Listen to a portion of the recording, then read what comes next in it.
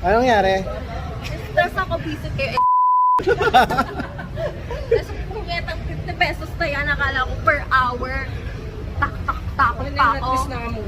Oo nga, 50 lang. Napamura pa ako. Napamura naman ako. Ayan. Stress ako po dito sila. Kundi, ang tagal ko sa parking. Teka, anong floor ka pa? Doon pa ba tayo? Hindi, sige, tara.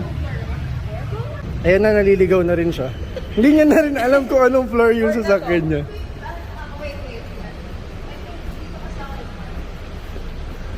Sure na yan. Oh, di ba? Sabi na. Wow! Ayan, hindi. Content mo na ako, Ano ba? 4th, 5th? Ano talaga? Baka malaman nilang syunga-syunga ako sa kanila. Hindi ako nag-aalala. Hindi, ano lang to?